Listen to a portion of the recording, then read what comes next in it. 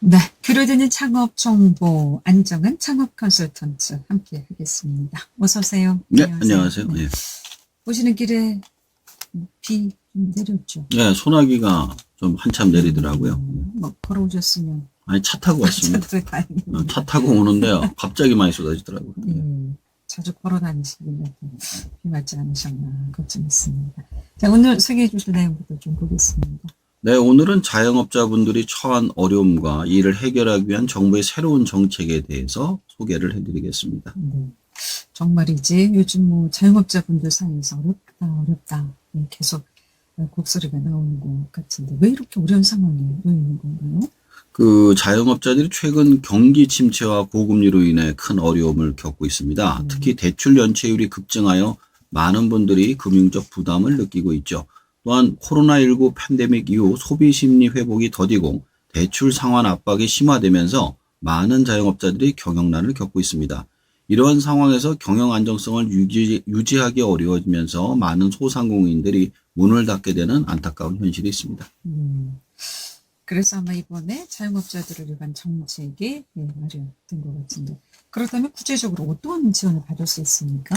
정부는 크게 세 가지 방향으로 지원합니다. 첫 번째로 경영 부담 완화, 두 번째 성장 촉진 지원, 세 번째가 재기 지원 사업입니다. 그럼 이 세 가지 내용 중에서 하나하나 살펴보도록 하겠습니다. 첫 번째가 이제 경영 부담 완화를 위한 지원이 이루어진다고 하셨는데 경영 부담 완화를 위한 지원이라 이 어떤 내용입니까? 그 정책 자금 상환을 최대 5년까지 연장하고 고금리 대출을 저금리로 전환할 수 있도록 돕습니다. 예를 들어 5천만 원의 대출을 연 10%의 고금리로 쓰는 자영업자가 있다면 이 대출을 연 5% 이하의 저금리로 전환할 수 있도록 지원합니다. 이를 통해 월 상환액을 절반으로 줄일 수 있죠. 이처럼 대출 연체 중인 다중채무자나 신용점수가 낮은 소상공인들도 지원받을 수 있습니다. 그럼 지금 적용되고 있는 이율을 반으로 줄여준다는 얘기인가요? 그건 아주 극단적인 사례고요. 네. 사실 은행 이자가 7%대고요. 근데 5%대 쓰는 사람이 거의 없어요. 그러다 보니까 그 5%대 이하로 낮춰주는 걸 지금 하고 있는 거죠. 그러면 이자 부담이 상당히 좀 줄어들 수 있다는 말씀이시죠? 예. 좀 더 구체적으로 더 보충 설명을 좀 해주신다면요. 2023년 폐업자 수가 91만 명에 이르는 등 지난해 이후 소상공인 폐업률이 상승 전환하면서 이들의 재기를 돕는 각종 지원책이 나오고 있습니다. 먼저 소상공인의 채무조정 대상과 신청 기한을 연장합니다. 이에 따라 2020년 4월부터 2024년 6월까지 사업을 영위한 소상공인은 2026년 12월까지 채무조정을 신청할 수 있습니다. 또한 지역신보 보증을 이용한 소상공인이 폐업할 경우엔 사업자 보증을 개인 보증으로 전환한 브릿지 보증으로 올 하반기 전국으로 확대합니다. 사업자 대출을 가계대출로 대안하면서 채무조정을 할 땐 총부채 원리금 상환 비율 DSR을 적용받지 않도록 합니다. 그러니까 사업 대출을 폐업할 때 가계대출로 이제 네. 전환을 해주는데 네. DSR, 자산 대비 부채 비율을 적용하지 않고 예. 다 이제 가계대출로 예. 적용해 준다는 말씀이시죠? 그렇죠. 사업자 대출로 했을 때 폐업하면 100% 갚아야 되거든요. 근데 그거를 개인 대출로 전환할 수 있게 도와준다는 거죠. 그럼 좀 여유 있게 천천히 갚아도 된다. 그렇습니다. 자, 두 번째가 이제 성장 촉진을 위한 지원이라고 하셨는데 이건 또 어떤 내용입니까? 소상공인들이 디지털 전환을 통해 새로운 시장에 진출할 수 있도록 돕습니다. 예를 들어 전통적인 오프라인 매장을 운영하던 소상공인이 온라인 플랫폼을 통해 상품을 판매할 수 있도록 지원금을 제공하고 디지털 마케팅 교육을 제공합니다. 이를 통해 소상공인들은 매출을 증대시킬 수 있습니다.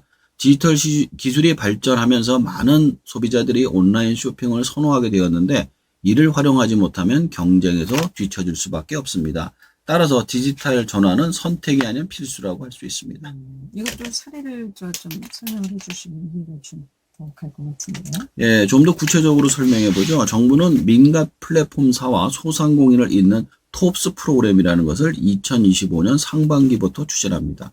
이는 오픈마켓, 라이브 커머스 등 분야별 최고의 민간 플랫폼 10개사가 만든 유망 브랜드 소상공인을 직접 발굴해 1대1로 밀착 지원한 사업이죠. 정부는 스타 소상공인 인증 기준을 마련해 해외 진출까지 연계 지원할 방침이라고 합니다. 이와 함께 디지털 전통시장도 확대합니다. 서울 동대문구 경동시장, 경기 부천시 중동 사랑시장 등 온라인 쇼핑이 가능한 디지털 전통시장을 올해 안에 57개로 늘리자는 것이 골자입니다. 고유 상품을 개발해 물류망을 전국적으로 확산하고 해외 플랫폼 입점까지 하는 것을 목표로 합니다. 아울러 정부는 소상공인 업종과 특성, 매출액 변동 등 데이터를 적기에 분석할 수 있는 소상공인 실태 데이터베이스를 구축해 맞춤 지원을 해 나갈 계획이라고 합니다. 자, 그리고 재기 지원도 세 번째 진행한다고 하셨는데, 재기 지원? 예. 네, 이건 어떤 내용이죠? 근데 재기 지원은 쉽게 말해 폐업한 소상공인들을 위해 채무 조정과 재창업 지원 프로그램을 운영하는 것입니다. 이렇게 보시면 될 것 같습니다. 예를 들어 부채가 많은 자영업자가 폐업 후 재창업을 희망할 경우 채무를 일정 부분 탕감해주고 재창업 자금을 지원해줍니다. 또한 재창업 컨설팅을 통해 성공적인 재기를 도울 계획입니다. 여기서 중요한 것은 재창업의 성공 가능성을 높이기 위해 체계적인 지원과 교육이 함께 제공된다는 점입니다. 실패한 경험을 분석하고 그 원인을 파악해 새로운 사업에서 같은 실수를 반복하지 않도록 돕습니다.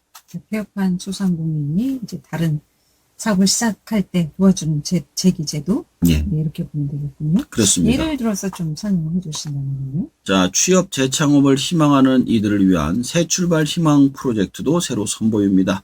우선 취업을 원하는 이들을 대상으로 한 기존 희망 리턴 패키지 취업 프로그램 30시간을 취업 마인드셋 중심으로 1개월 프로그램으로 확대 개편합니다. 이와 연계한 국민 취업 지원 제도 내 폐업 또는 폐업 예정 소상공인 특화 지원 프로그램은 최대 6개월까지 제공합니다. 취업 지원 프로그램에 참여하면 6개월간 50에서 110만 원의 훈련 참여 수당 및 최대 190만 원의 취업 성공 수당을 지급합니다. 그 외 재창업을 희망하시는 분들은 희망 리턴 패키지를 통해 재창업 전담 1:1 밀착 관리를 충점 추진합니다. 기존 사업 실패의 원인 분석, 상권 분석, 업종 전환 컨설팅, 성장 업종 교육 등이 이루어집니다. 7개월간 최대 2천만 원의 재창업 사업화 자금도 지원한다고 하네요. 이 정부가 내놓은 이번 정책들을 통해서 자영업자들에게 큰 도움이 될 수 있게 좀 기대해 보고요. 그런데 이런 지원이 단기적으로만 끝난다면 주먹구구식이 될 수 있지 않겠습니까? 이 지원이 무엇보다 좀 지속적으로 이어져야 될 텐데 말이죠. 네, 정부는 이번 지원책을 단기적인 응급 처방으로 끝내지 않고 지속적인 지원을 통해 자영업자들이 안정적인 경영을 이어갈 수 있도록 계획하고 있습니다. 예를 들어 저금리 대출 전환 프로그램은 일회성이 아니라 지속적으로 신청을 받아 자영업자들의 금융 부담을 줄여줄 예정입니다. 또한 디지털 전환 지원 역시 일시적인 이벤트가 아니라 꾸준히 소상공인들의 디지털 기술을 습득하고 활용할 수 있도록 지속적인 교육과 지원을 계획할 예정입니다. 네, 다행입니다.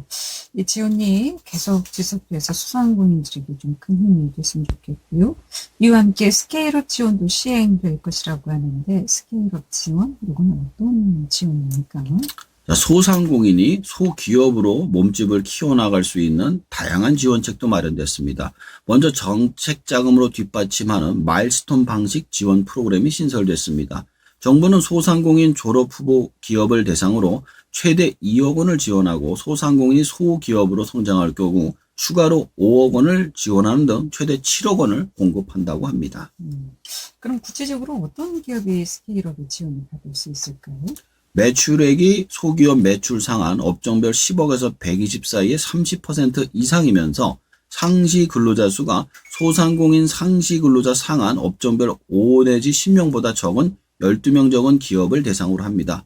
더불어 벤처 캐피탈사 등 기업가용 소상공인에게 선투자하는 경우 정부가 2억 원 한도로 투자액의 최대 3배까지 사업화 자금을 지원합니다. 소상공인이 소기업 진입 목표를 달성할 경우 지역 신보가 추가 보증해주는 특례 보증제도 도입도 검토하기로 했습니다. 이 밖에도 정부 차원에서 여러 가지 지원 사업이 또 펼쳐질 것이라고 하는데 어떤 사업들이 있을까요?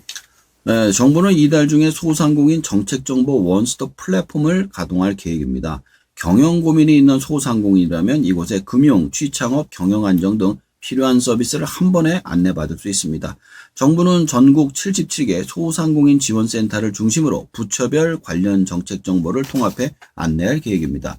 이어 다음 달엔 8월에도 중소기업 통합 콜센터 1357을 통해서도 소상공인 관련 정책을 안내하기로 했습니다. 정부는 그간 정책적 노력에도 불구하고 경기, 구조적 요인으로 소상공인의 어려움이 가중되고 있다면서 취약계층 중심의 충분한 지원과 구조적 대응을 병행해 소상공인 경영 여건별 맞춤형 지원을 추진하겠다고 했습니다. 이번 정책이 많은 자영업자들에게 도움이 됐으면 좋겠고요. 추가적으로 이번 정책을 통해서 정부가 뭐 기대하는 바가 있다고요? 정부는 이번 종합 대책을 통해 자영업자들이 안정적으로 사업을 운영할 수 있도록 돕고 나아가 경제 전반의 활성화를 기대하고 있습니다. 특히 디지털 전환을 통해 새로운 시장에 진출하고 스케일업을 통해 소기업으로 성장하는 소상공인이 늘어남으로써 전체적인 경제 활성화와 일자리 창출에도 긍정적인 영향을 미칠 것으로 보고 있습니다. 또한 재창업 지원을 통해 실패한 경험이 있는 자영업자들이 다시 일어설 수 있는 기회를 제공함으로써 경제적 안전망을 강화하고자 하고 있습니다. 그런데 이 같은 정책들이 뭐 좋은 내용이면은 분명하지만 창업 컨설턴트의 시각으로 봤을 때 조금 아쉬운 부분도 있다고요? 어떤 부분이 좀 아쉽다고 생각이 됩니까? 정부는 크게 세 가지 방향으로 지원합니다. 첫 번째로 경영 부담 완화, 두 번째 성장 촉진 지원, 세 번째가 재기 지원 사업입니다. 그 외 스케일업 지원이나 소상공인 원투스톱 서비스 등은 이번 정부에서 잘 지원 프로그램을 만들었다고 생각을 합니다. 그렇게 생각하는 이유는 많은 전문가들이 오랫동안 이야기했던 부분에 대해서 잘 준비를 하기는 했는데 가장 근본적인 문제는 자영업자 구조조정에 대한 대안이 부족했던 것 같습니다. 폐업 지원금이 현재 250만 원인데 1000만 원까지 상향을 시켜 현실화시켜 폐업을 쉽게 해주고 창업을 다른 선진국처럼 지금의 신고제에서 허가제로 바꾸어 일정한 자격과 교육을 받은 사람만이 할 수 있게 만들어줘야만 자영업자 숫자가 전체적으로 줄면서 장사가 안 되시는 분들은 폐업을 해서 손해를 줄이고 남은 분들은 수익을 올려 지속이 가능한 형태로 될 거라고 생각을 합니다. 그러니까 지금의 신고제에서 허가제로 예. 그러니까 허가를 해줘야 폐업도 할 수 있다는 말씀이신가요? 그러면 더 어렵지 아니, 않나요? 그러니까 폐업은 도와줘서 쉽게 할 수 있게 해주고 창업은 어렵게 만들어야 된다는 거죠. 그러니까 지금은 숫자가 뭐 몇백만 원, 550만, 뭐 600만 이렇잖아요. 또 할 수 있으면 본인이 원하면 다 금방 할 수 있으니까. 근데 문제는 뭐냐면 이들 중에 거의 90%는 뭐 3년 이내에 폐업을 하고 폐업한 다음에 파산으로 거의 가요.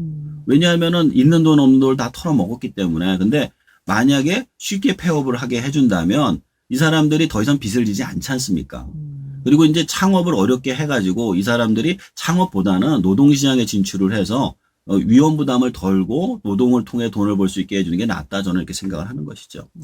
그러니까 창업이나 폐업 이 문제도 좀 개입을 해서 적정한 선에서 빨리 털고 나갈 수 있도록 예. 제도가 좀 필요하다. 그러니까 전체 숫자를 줄이면 남은 분들은 또 먹고 살 수 있잖아요. 그러니까 자영업자 수가 좀 많은 것도 많죠. 저희가 문제이긴 하죠. 그죠. 600만이라는 게 사실 말이 안 돼요. 전체 노동자의 25%가 자영업자라는 게 이게 너무 많은 숫자예요. 한 10% 내외가 사실 적당하거든요. 그럼 앞으로도 15% 정도가 폐업을 해야 남은 소상공인들이 먹고 살 수 있다는 얘기인가요? 그렇습니다. 그게 실질적으로 근데 이제 아까도 저번에도 말씀드렸지만 1964년생 때부터 지금 퇴직을 시작했어요. 그분들이 아마 3분의 1 정도만 아마 재취업이 되고 나머지 분들은 대부분 창업을 할 거예요. 그럼 이제 그분들은 또 이제 똑같은 과정을 겪어가지고 또 이제 파산에 이를 수가 있기 때문에 그런 거를 좀 더 정책적으로 다뤄야 되지 않는가 이렇게 생각을 하는 겁니다. 키로드는 창업 정보는 안정한 창업 컨설턴트였습니다. 잘 들었습니다. 네, 감사합니다.